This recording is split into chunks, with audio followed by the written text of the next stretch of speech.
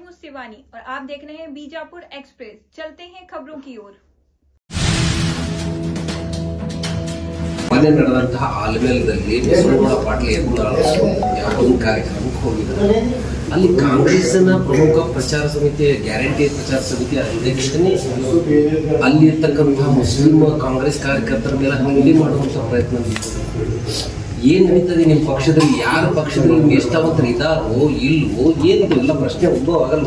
ನನಗೆ ಬಹಳ ಇದು ಅವ್ರ ಬಗ್ಗೆ ಸಿಂಪತಿ ಇದೆ. ಯಾಕೆಂತ ಹೇಳಿದ್ರೆ ಅವರೊಂದು ಮುತಾಲಿಕ್ ಹಾಕ್ಲಿಕ್ಕೆ ಹೊರಟಿದ್ದಾರೆ, ಇನ್ನೊಬ್ಬ ಮುತಾಲಿಕ್ ಹಾಕ್ಲಿಕ್ಕೆ ಹೊರಟಿದ್ದಾರೆ ಕರ್ನಾಟಕ ರಾಜ್ಯದಲ್ಲಿ. ನಮ್ಮ ಕರ್ನಾಟಕ ರಾಜ್ಯ ಬಸವಣ್ಣನವರ ನಾಡು.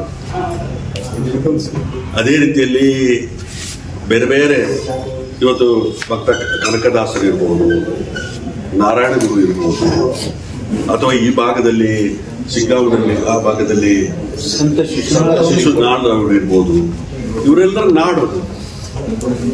ಇಲ್ಲಿ ಆ ಪ್ರಯೋಗದಿಂದ ಯಾವುದೇ ರೀತಿಯ ಪ್ರಯೋಜನ ಆಗುದಿಲ್ಲ. ಅವ್ರ ಮೇಲೆ ಆಕ್ಷನ್ ಏನ್ ತಗೋತೀರಿ? ನಿಮ್ಮ ಕಾಂಗ್ರೆಸ್ನವರೇ ಅವ್ರ ಮೇಲೆ ಇಳಿದು ಹಲ್ಲೆ ಮಾಡಿರ್ತಕ್ಕಂಥ ನಾನು ವಿಚಾರ ಬಗ್ಗೆ ನೀವು ಅಧ್ಯಕ್ಷರನ್ನು ಕೇಳಬಹುದಾಗಿತ್ತು. ನಿಮ್ಮ ಕಾಂಗ್ರೆಸ್ನವರೇ ನಿಂತ್ಕೊಂಡು ಅಲ್ಲಿ ಇರ್ತಕ್ಕಂತಹ ಕೆಲವು ಮುಸ್ಲಿಮ್ಸ್ ಇದ್ರ ಮೇಲೆ ಪ್ರತಿರೋಧ ವ್ಯಕ್ತಪಡಿಸ್ತಕ್ಕಂಥವ್ರ ಮೇಲೆ ಹಲ್ಲೆ ಆಗ್ತವೆ, ಸೀರಿಯಸ್ ಆಗಿ ತಗೊಳ್ಳಲ್ಲ. ನಿನ್ನೆ ಗ್ಯಾರಂಟಿ ಕಮಿಟಿ ರಾಜ್ಯ ಅಧ್ಯಕ್ಷ ರೇವಣ್ಣ ಅವ್ರ ಜೊತೆ ಮಾಡಿ ಅವ್ರನ್ನ ಸಸ್ಪೆಂಡ್ ಮಾಡೋದಕ್ಕೆ ಬರ್ದಿದ್ದೀವಿ. ಅದನ್ನೇ ಓಕೆ, ಥ್ಯಾಂಕ್ ಯು. ತುಂಬ ಸಂತೋಷ. ತಾವೆಲ್ಲ ಬೆಳಿಗ್ಗೆ ಬಂದು